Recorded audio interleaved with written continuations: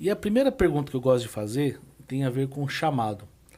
Você, quem te conhece um pouco da sua história e te acompanha, você tem trabalhado já há alguns anos na capacitação de profissionais de apoio, tanto no ambiente da igreja, vocês têm lá um grupo, né, de Aceleração pessoas, profissional, GAPRO. isso, e também no ambiente corporativo, até acho que como professor, se não me falha a memória. Correto. Mas como é que você descobriu esse chamado de ajudar profissionais? E como é que você encara isso na sua relação entre fé e trabalho na sua jornada? Olha, você sabe que eu comecei minha carreira, ainda quando era 1900 e alguma coisa, antes dos anos 2000, eu comecei dando aula. Então, com 17 anos de idade, eu fui convidado por alguns colegas que estavam acompanhando ali o meu desenvolvimento profissional, que eram mais velhos, na verdade, e falaram, poxa, você explica bem, você tem paciência, você não topa dar uma aula de informática? Aquelas coisas já mais antigas, eu vou acabar entregando a minha idade aqui. Mas naquela ocasião eu comecei a dar aula no famoso Senai. Então com 17 anos eu dava aula de informática no Senai. Até resgatei uma foto antiga recentemente e assim, fez parte da minha história antes de eu decidir, por exemplo, fazer o curso de engenharia de computação. Então, comecei dando aula de informática, eu era bastante curioso no sentido de tecnologia.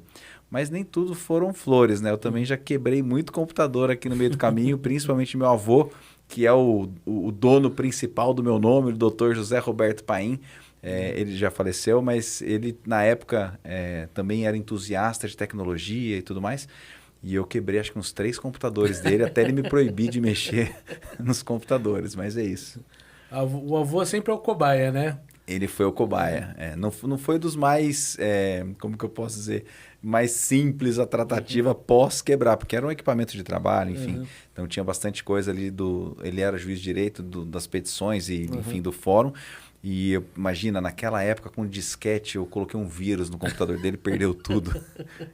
Você me fez lembrar do meu avô Carlos Alberto Betinho, que inclusive é sogro do Eduardo, pai da Luciene.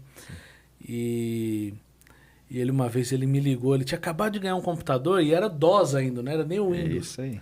Aí me ligou, Daniel, eu dei um comando aqui e sumiu tudo, o que que eu faço? Eu falei, avô, o que que você escreveu? Eu escrevi formate C2 pontos. Excelente. Avô, como é que... Não Então, pode. assim, o avô sempre foi o cobaia. E meu avô, Exato.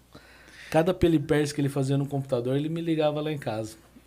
Mas, e aí, voltando, né, pro teu ponto principal aí da pergunta, Daniel, o que eu vejo é que parece que as coisas aconteceram de forma natural, eu começar a dar aula, eu ser convidado, depois eu dei aula em outros locais, né, de informática especificamente, mas algumas características, principalmente de querer ajudar o próximo, eu estava na igreja, né, na cidade de Pindamonhangaba, onde eu cresci. Eu não nasci em Pindamonhangaba, eu nasci em Campinas, mas eu tenho os meus irmãos, o Luizinho e a Aline, são os dois, eu sou o mais velho, do meio o Luiz e a Aline a mais nova. Cada um nasceu em uma cidade. Meu pai trabalhava na Sabesp, adorava trabalhar com engenharia civil e obras, né, de saneamento. Então ele estava fazendo barragens, enfim, estava numa situação profissional em que ele mudava de cidade praticamente uma vez por ano. Então cada um nasceu em um lugar. Eu nasci em Campinas, onde os meus avós paternos moravam. Meu irmão nasceu em Presidente Prudente e a minha irmã nasceu em Atibaia. Mas depois, com 7, 8 anos, nós mudamos para Pindamonhangaba e lá eu fiquei até antes de eu voltar para fazer faculdade em Campinas. Então, nesse meio tempo, essa preocupação de querer ajudar, de colaboração, de fazer as coisas em equipe, naturalmente eu tinha essa, como é que eu posso dizer, naturalidade, seria mais, era nativo, mas algo que a gente consegue desenvolver. Aí já tem alguns pontos de criatividade que a gente vai falar na nossa conversa. Maravilha.